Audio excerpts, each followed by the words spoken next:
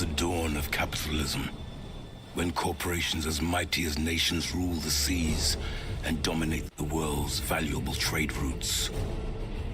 With an iron fist, they forge a path of tyranny and exploitation, igniting a battle for global supremacy. From the Indian Ocean, a flood of exotic goods feed new addictions and fill coffers with coins tainted in blood. And where there is blood, there are predators. And where there are predators, there's profit. Skull and Bones is an upcoming game developed by Ubisoft, where you play as a pirate captain in the 17th century, cutting your own destiny in the Indian Ocean through the shipwrecks of others. I got to play in the closed beta for the game this past weekend, where I was allowed to play for up to 6 hours over the course of 3 days in the weekend, to sample what the game will be like when it finally is released in mid-February. And believe me when I say those 6 hours were some of the most adventurous I think I've ever had playing a game in recent history. The beta starts me off as a pirate captain who's been hired to escort the treasure ship of the Exeter, but an ambush laid by a British fleet sinks the ragtag pirates, and we arrive too late to help. In our ship, all we can do is steer around the wreckage of everything that remains around us, and pick off the remainders of the British fleet that have decided to stick around and take what remains of the Exeter's cargo, making my mission all the more difficult.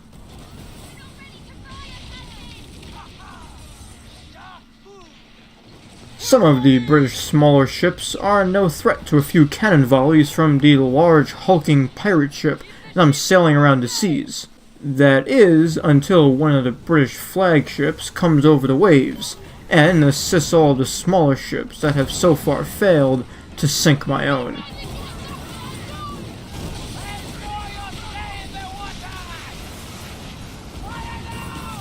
While the smaller ships do their best, I'm able to sink them down into the seas below. And the flagship arrives. The ships for the British fleet start to quickly flank me on either side, trying to surround my ship and prevent any form of escape that I can try and get out of. But in my attempts to get away from the British flagship as it fires on my own with mortars, I casually leave the battleground, or sea ground, by accident and turn back around. Once I turn back around, it's a full naval barrage between the British fleet and the only surviving pirate ship in the entire region, me. My men put up a damn good fight, but even the most daring of pirate captains can't go toe-to-toe and serve as a perfect match against an entire armada of British fleets, flagships, and their mortars to attack. While I'm able to stave off a few British rockets, the entire British fleet arrives and there's nothing more I can do. And so my unnamed pirate ship falls into the ocean under a barrage of rockets and mortars. Sails, masts, and all, crashing into the sea just like the Exeter.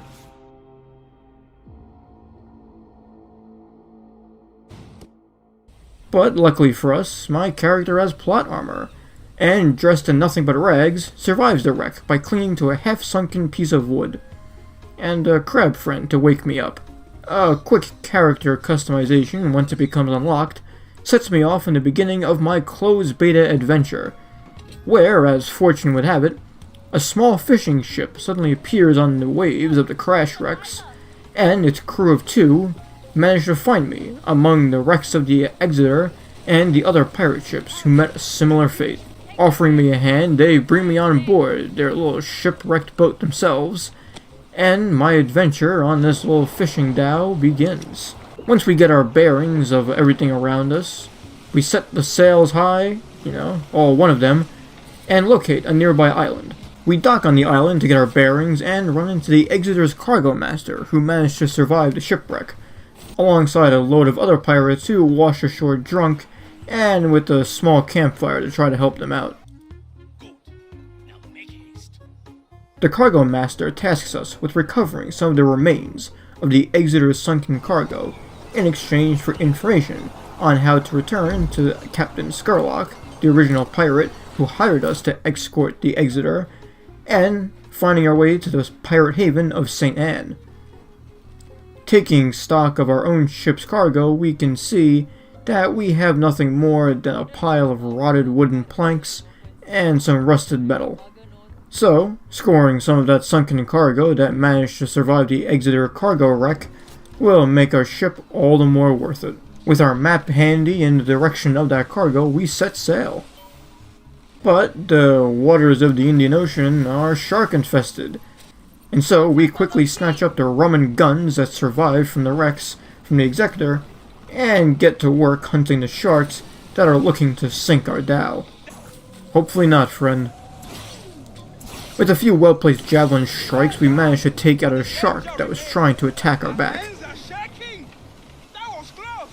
Delivering the goods back to the cargo master on the island doesn't exactly give us the location to Scarlock or the island of St. Anne. Thanks for the goods. But we do manage to find the location of one of the sunken ships from the fleet that may have a map and a manifest to our pirate haven. We break open the hull of the ship to board it, even though there's not much worth left, and with some of the ship's cannons still functional on that shipwrecked deck, I decided to get in a little target practice against the explosive barrels that washed ashore on the rocks, and very conveniently got placed on top of them. You know, all to make sure that I'm prepped for when we finally steer our own ship, and we'll have to do some firing of our own. Bombs away, boys. If only those barrels were British ships, we would have won that battle fair and square. You know, if by fair and square, they would have sat still and done nothing just like the barrels. We managed to find a map to St. Anne and set sail for a bright horizon and the hopes of a brighter future as a seafaring pirate. And if you're looking to set sail for new horizons yourself, consider liking this video and subscribing to the channel. You can expect plenty of more Skull and Bones content in the near future, plus videos I've already created and a lot more that's yet to come. So consider sticking around and making your own stake on the seas of YouTube. We finally land aboard the docks of the pirate haven of St. Anne. And now that we've landed on dry land, our first step is getting this ship in working order, which will require some proper tools. We need to harvest some acacia wood on a nearby island that's close to St. Anne. So I dock on board my little fishing dhow and get to work collecting some more resources. With the sails raised high, we head to the right, towards the island and the nearby shores that hold the wood that we're going to need to get some of those captain tools up and running. Oh, or we could, you know, just harvest the wood. We close up the sails and approach the alcove where the wood is located a little more carefully than we would if we were going full speed. Slipping between the rocks, we approach the shores of the island that has the wood we need, and take stock of our ship's actions, making sure we know what we're getting ourselves into. After all, we only have 6 hours to play this, so it's a good idea knowing where the cameras are and what kind of tools I can expect to use. Once we've taken stock of our ship's basic actions and the camera, we manage to find the wood we need floating around in the river below, alongside a perilous shark, who's incredibly lucky that I'm a pirate, and not an Olympian spear thrower.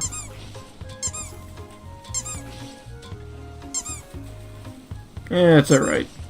We managed to do it eventually. That's what counts. If only I had a cannon, though.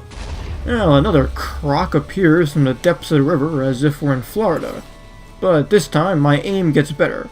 And once I've taken down the crocodile to make sure it doesn't attack us, I return to harvest the wood in the shoreline, making sure I get everything I need to create those captain tools back on the island of St. Anne. Once the trees are down, I set sail for St. Anne as the sun sets over the rocks. Slipping back between the alcove and heading back to the island, I talk to the shipwright and exchange all the gathered acacia wood to complete a contract with him. I was worried you would not make it back. Honestly, that makes 2 of us. Well, funny you say that, Mr. Shipwright, because once that contract is complete, I talk to him again and gain the ability to craft my first ever ship, a Badar, designed for damage and a pirate's first steps, or first sails, towards the sea. Across the way, the island blacksmith outfits my ship with some specialized equipment that I'm going to need in order to get started on my pirate adventures, such as specialty cannons called culverins. But since this is the closed beta and I only get 6 hours, I don't exactly get access to all the weapons. So I stick with just the humble cannons and return to the docks, where I outfit my ship with all the extra tools and equipment that I just received. I put the culverin cannons on the bow, starboard, and port of my new Bedard pirate ship. And I also decide to get a little bit fancy once I get the cannons in place, applying a bit of a color palette to my ship and my own Skull and Bones pirate emblem so everyone knows my sign when they come across me on the seas. And, you know, snap a few pictures for my own posterity. I mean, hey, those thumbnails have to come from somewhere, right? For the first time ever, I take a proper ship out in the seas, rather than a fishing boat, and raise the sails to chase my first quest of sinking enemy royal ships. Captain, grab your spyglass so we can identify those French leeches. Square the top! Couldn't agree more.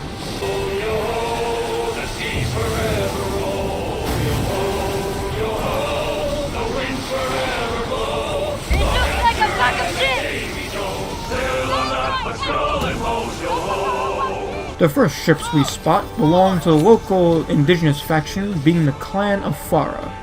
And since we're not at war with them, we graciously let the ships pass by, until we come across a compagnie ship that we've been searching for. Being my first ever attempts at combat, our first few volleys hit the compagnie ship sails.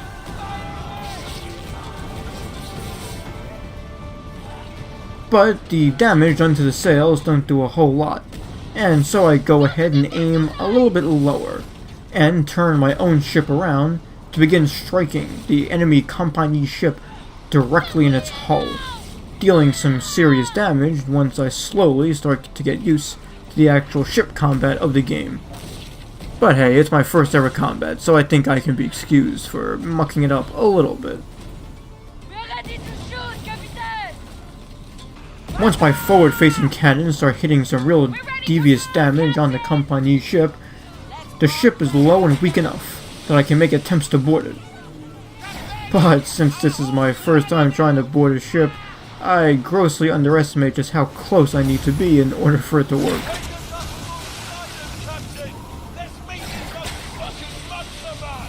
My crewmates keep telling me to get really close to it, and finally I manage to do just that. I catch that slippery compagnie ship and board it, looting its treasure and seizing everything in its cargo that isn't bolted down. Thus begins our pirate adventure, complete with food, bog iron, and a little bit of silver. But we need one more ship to raid in order to complete our quest from Skurlock. And so this time, I waste no time in making sure to strike critical hits right on the compagnie ship. But this time, I'm not given the opportunity to board the ship, as I'm a little too overzealous in my firing and critical hits, and the ship explodes.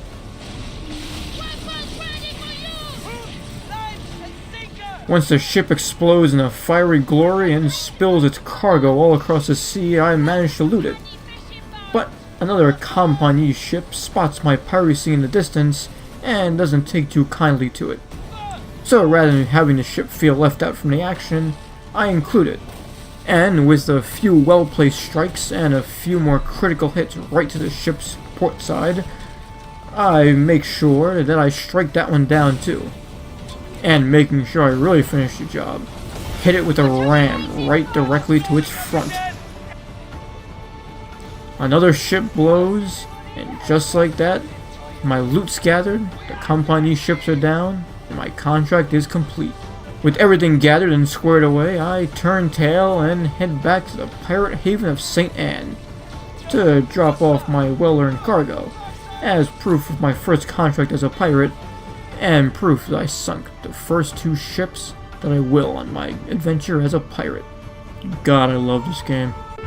Now it was time to become a true pirate, and report plundering as our main source of income to the IRS. Our arrival to St. Anne after completing our first mission is met with some cheers from the dock's unemployed friends, before I head further into the island and report our success to the island's blacksmith, who originally gave me the quest to begin with. After speaking to the blacksmith and handing in that quest, he gives me a new one, to board enemy ships and find them on the high seas. Having received his new quest to board enemy vessels, which I did with some varying degrees of success, I check out some new weapons that he has for sale, and craft the first tier of the new weapon that I can add to my ship, the Bombard.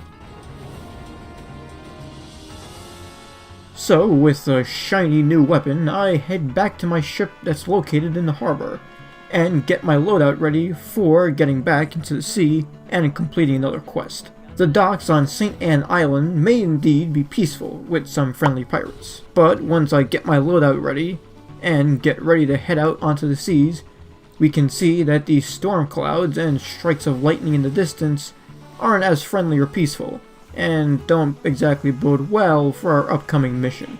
Looking out into the churny waves and the stormy seas ahead, we use our spyglass, and we manage to spot some compagnie ships located on the waves that match the targets we need to strike and board in order to fulfill the blacksmith's quest.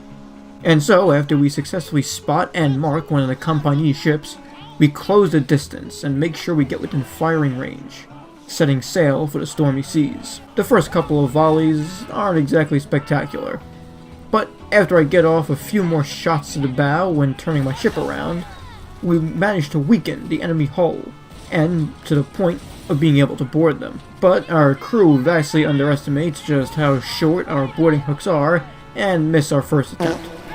But a little bit of circling around the sea gives us another opportunity to board, and thankfully this time a hook lands. Pulling the ship in, we loot its cargo hold for everything it could be possibly worth, and after taking it all, spot another ship that we can manage to board.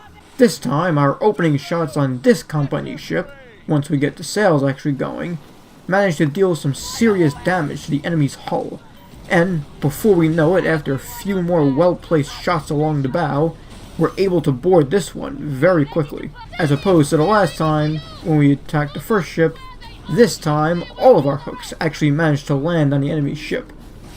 And, having all landed where they were supposed to, we board the enemy ship, draw them in, and our own ship gets laid down with even more loot, cannonballs, and even a cannon.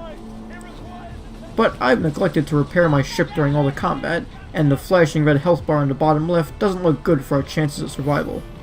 I go toe-to-toe with the final company ship, but explode in a fiery wreck before managing to hit that final boarding action. Thankfully, I can spawn back in the waves at the cost of a little silver for my pockets, and decide to go ahead and sail off to where my cargo was thankfully left floating along the waves for me to recover. It's a good thing the company ships are honorable and don't steal my loot from the seas, unlike me, who would absolutely grab another player's loot from the seas. And so, with a damaged ship and a completed quest, I figure it's best to head back to the island of St. Anne, and even get a little bit of sightseeing done along the way, looking at enemy ships belonging to the clan of Farah, looking at nearby island and rock formations directly outside St. Anne, and even spot a Sea People ship in the distance. Heading into the docks of St. Anne and lowering my sails, it seems that news of my fiery crash doesn't reach the blacksmith, as he congratulates for not cowering from battle. Which, I guess, is technically true. I sure didn't cower from that battle. Let's just say I didn't survive either. Being very on point, I learned the recipes for repair kits, and some additional cannons I can put on my ship, on top of being given a whole new quest from the blacksmith to trade in these dusty rags for some proper pirate gear. Heading inside the shop, which looks like a discount Macy's that you would find on a pirate island, the cosmetics shop has everything a pirate could possibly need, from hats, clothing, shirts, and pants, and also some things they absolutely don't need. But I guess that's true to form for real pirate Macy's. So I end up spending all the silver I gained in my entire pirate career on creating a discount Jack Sparrow. And once I'm satisfied and also have no more silver to possibly spend it on anymore, I head further up into the docks of St. Anne and report back to Skurlock, showing him my brand new looks and also making sure that he knows of my brand new success. which is a lot more success than this guy seems to be having. Yeah, I don't think new clothes are gonna help him out too much. It's a good thing that Skurlock controls the flow of coin in the island of St. Anne and all the nearby islands, because I'm certainly going to need it after spending my life savings on these new clothes. Thankfully, Skurlock keeps me off the unemployment line by sending me on a new quest to transport some goods to all the nearby indigenous islands in a little bit of a trade deal that he has with them. And so, like many times before, I raise the sails, and while I'm transporting some of these goods, my fellow pirates on the seas seem rather hell-bent on raiding some NPC ships right outside St. Anne.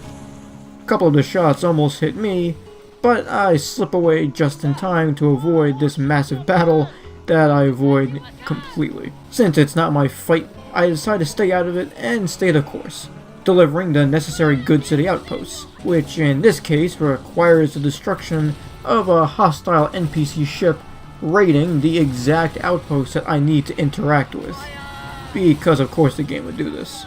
But this time I actually remember to repair my ship in time and make countless failed boarding attempts before finally getting one of them off. I fire off a number of bow shots along another enemy ship that pops in out of nowhere belonging to the clan of Farah, and hit the boarding action once it's low enough. A brush with death with that same ship secures that of my enemies instead, and rather than being the one dying in this battle, I board the enemy ship, unsuccessfully, and instead decide to just watch it blow up in flames, while I survive with a sliver of health, and almost crash into the waterfall. Once that battle's done and the day has already broken, I sail through the straits to the final island I need to deliver the goods at, and get a few coconuts for my troubles. The next quest I receive requires that I go ahead and recover some mythical star charts in the middle of the sea to the north of me, that apparently belong to the Sea People,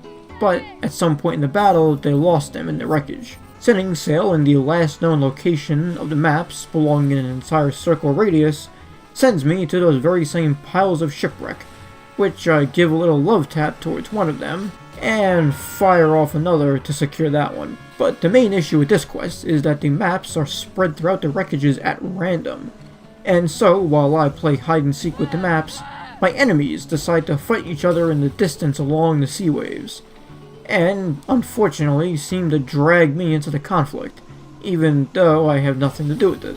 One of their ships decides to explode itself for me, very graciously without me needing to do anything else, and it looks like I'm gonna get away scot-free, until his friends suddenly arrive out of nowhere, consuming another repair kit and sailing away from this combat zone as quickly as I possibly can, wanting to avoid a repeat of last time.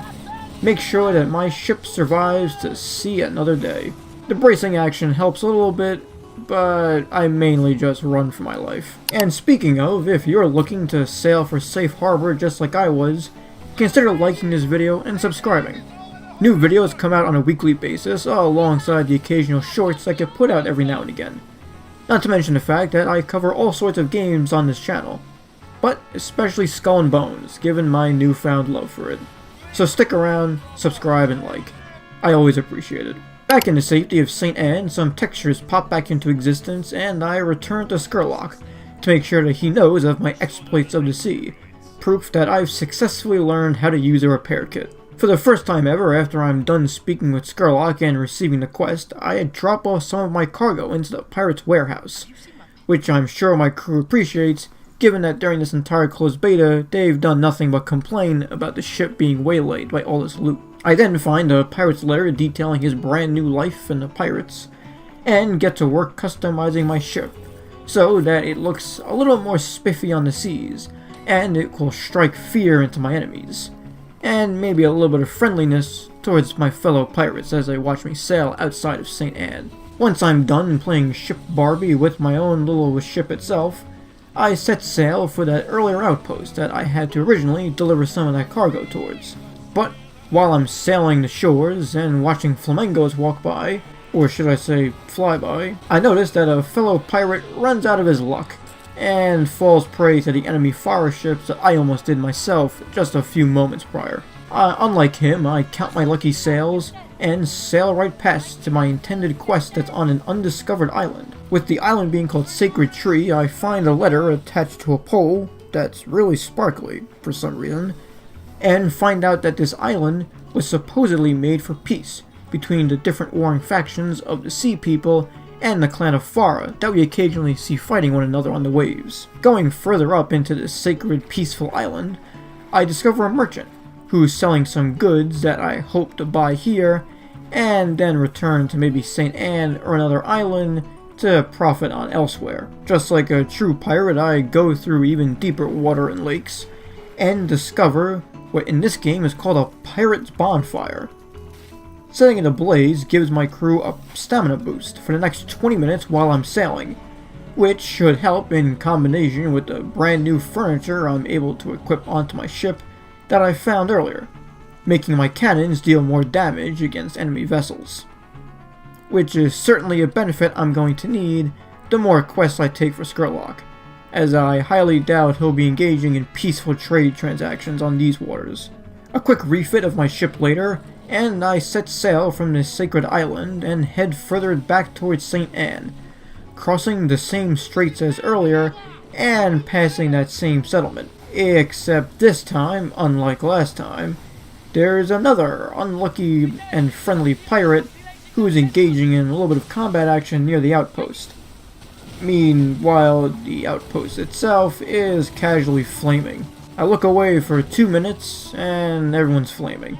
Nice. Apparently this pirate must have 2 eye patches on and can't see where they're sailing, as he makes a direct hit right onto me, and he sends off a few cannonballs as if it's my fault that this happened. Coming out of the straits and into the open oceans near St. Anne, I discover more sea combat with the Sea People, and it's a pretty good reminder that you shouldn't bring spears to a gunfight, especially when that gunfight involves a pirate ship that has a near endless amount of cannons. But I won't turn down a gift and make my own ship's hold even fatter with some more loot that I take from this Sea People's vessel. And it's at this point in the beta that I find myself sailing around for fun without really needing much direction, collecting resources on the shoreline, and every now and again coming into close contact with some enemies. Trees get felled, the waves continue to get sailed upon by my ship, and a few spears get thrown at me. But overall, there's no actual threat being made to my ship at all.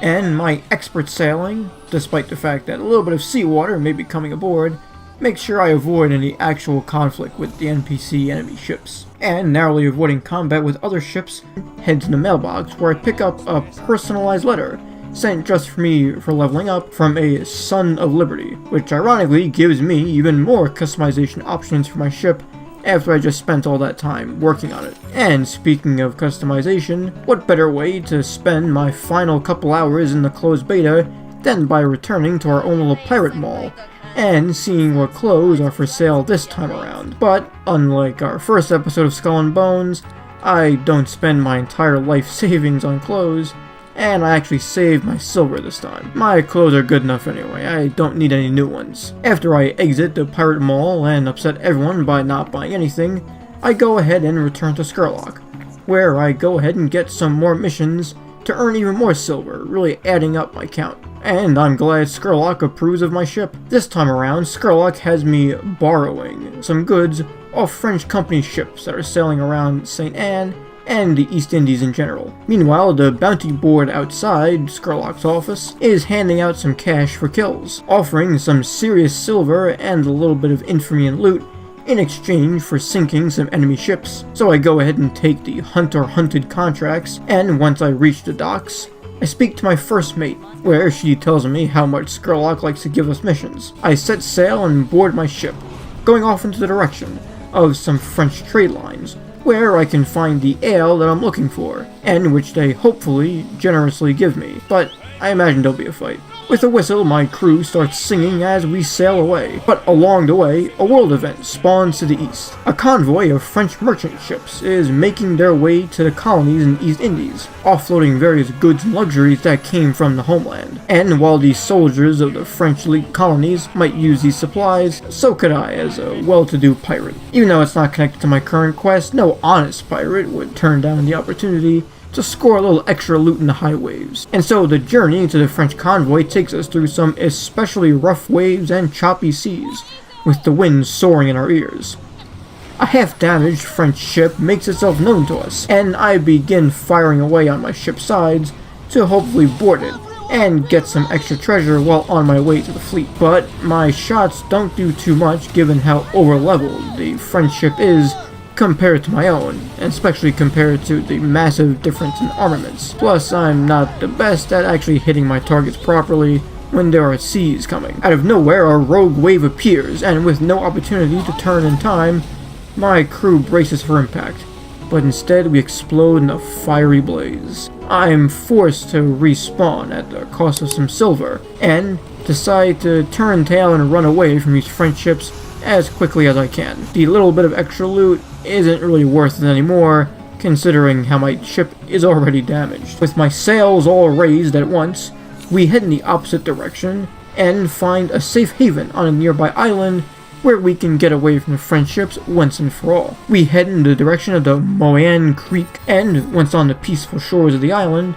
we find a fellow shipwrecked pirate, and given the much needed lesson that we learned earlier, I go ahead and get some repair kits for the future. If I plan on raiding any more convoys, I'm going to need them. I repair the damages of my ship in the dock, and go ahead and set sail once more on the seas. Back on track with our main quest to get the ale, our crew sings some shanties along the way, and we head back to the main area directly outside St. Anne. The Sea People and Clan of Far, continuing their endless fighting, provides us with some free entertainment until we sail a little bit further ahead and we come across those French ships that are carrying the ale we so desperately need to complete Skurlock's mission. Using our spyglass, we go ahead and confirm they have the loot we need, and once we go ahead and attack, some shots to the ship's bow kills the mood. But as a generous pirate, I spare the French crews and board them instead of sinking them into the depths, which has nothing to do with the bonus loot I get for boarding, of course. I try to follow suit with 2 more ships, but the one on the left proves a little bit too bold for my taste, and so rather than being able to board it, instead I have to sink it outright, having that ship explode in a fiery blaze this time. Then we board what must be a ghost ship as we hook our hooks into nothing, and once I go ahead and take all the loot on that ship, I see that the nearby French outpost doesn't offer me the ale that I need, so I go ahead and leave. Where, when the sun rises, I find a fellow pirate on the high seas, with a nifty Rainbow Six avatar icon too. We head back to the docks, and our friendly untextured rocks spawn back into existence when we first enter. Once we go ahead and return to Skurlock to give him the 8 of 6 ale we managed to get, he apparently heard about my unfortunate sinking on the rough seas. But the good thing is, I already did pay back those French ships. Taking on a mission that doesn't involve me pummeling French ships into oblivion, I fire quick and fast into a Clan of Fire ship that is plenty times larger than my own. But that's not enough to dissuade me from being a proper pirate, and it goes sinking into the depths below. Once I get rid of that ship, an entire fleet of forest ships suddenly appear into existence like a bunch of zombies you'd find in your Minecraft world. So I go ahead and make my rounds, firing off my shots, making sure my hooks land into an actual ship this time, and board the enemy forest ships one by one, on top of sinking whichever ones aren't too welcome to being boarded. One of these ships seems to also think that we're playing GTA C Edition, and starts to scrape the side of my ship and attempt to overtake it. While my aim might not be the best, it's eventually enough, and I managed to sink another forest ship deep into the seas below, because frankly I don't have the time to board ships that are now very hostile to me. At this point I must be the main character of the high seas, as I've managed to sink what I can only count as half a dozen forest ships, all by myself in the middle of an abandoned ocean, while random fire bursts suddenly appear out of nowhere, and there's no one else to even help me, so I'm truly on my own here. And so, after more circling than a NASCAR race, and too many cannon shots later, my ship emerges intact from the fight, and the enemy fleet is finished. But hey, your watching experience on my channel doesn't need to be finished like those enemy ships were. Consider liking the video and subscribing to the channel here below. You get plenty of content and videos surrounding Skull and Bones, Minecraft, and a bunch of other games that I've not only done in the past, but also I plan on doing in the future. In return, I get validation and much needed distraction from my law school work. And since I just started a new semester and am absolutely not ready for it, I would not mind a distraction. So go ahead and drop a like and a subscription. It costs nothing, and it makes me a little bit happier. Night falls and the seas are surprisingly calm, enough so that I don't even bother to board this enemy forest ship to ruin the mood. Which is a sentiment that apparently some of the other NPC ships don't exactly share. So, even though I'm not exactly a lawman and I'm more along the lines of a pirate, I decide to teach this enemy ship a little lesson instead, and fire away to make sure they know the consequences of ruining the peace on the high waves. While shooting that giant red barrel is very convincing on the back of their ship, I managed to hold myself back and ruin the peace myself by instead blowing the enemy ship up in a fiery blaze right next to an island, where I hope none of the ecology or animals ended up being damaged. Once that enemy ship is gone, I end up having to sail more than 6,000 miles away to my next objective, which, as you can imagine, ends up being quite the trek itself, especially for someone who doesn't want to use quick travel to ruin the immersion. While I'm along the way during my 6,000 mile journey, I go ahead and go through my inventory, seeing what I have, which is food, guns, and random bags of loot. But in the distance, I spot French convoy ships that toss me out of my inventory, and once I notice them, I get my consumables ready and notice that another world event has spawned. A French merchant convoy, much like the last one, has spawned in, but unlike last time, I'm convinced to actually reach the trade lines with my ship intact. And to do this, I go ahead and avoid all of those choppy, churny seas that I went through last time, making sure that I don't explode in the fiery glory on the rough seas this time around. While I do manage to successfully make it to the Colonial Shipment World event, there's no one else here but me, and I face the rough reality that it's impossible for me to face off against ships that are drastically overleveled compared to my own. So like a true pirate, I turn tail and run, leaving the world event where that convenient border tells me where it actually ends. While I'm escaping from the colonial shipment line, the French and Dutch ship that are off in the distance begin fighting each other and firing away. So with that much needed and convenient distraction away from my own escape, I head back into the rough waves, hoping that none of the enemy ships keep chasing me down or notice that I just attempted to raid 3 of their convoy ships. Back in the safety of St. Anne and docked in the harbor, I turned in some quests to complete some previous contracts from one of the island's store owners that I took earlier in the closed beta. Once I submit them and give this trader the goods I promised to get, the contract is complete. I also managed to level up my infamy a little bit and unlock the next tier of ships that are available in the closed beta. But being this so close to the end of my own beta limit 6-hour time, there's not much use in getting those ships. I head to the mailbox and pick up the final letter from the Son of Liberty, seeing the last cosmetics I'm allowed. While it might be ironic to match these words together, if you've been an honest pirate and braved the seas with me during all 3 videos for the Skull and Bones closed beta, I thank ye immensely. My time in Skull and Bones is over for now, with my ships docked in St. Anne and my sails furled up, ready to set sail on the seas in February. But for now, she's in dock, and I have some law work to do.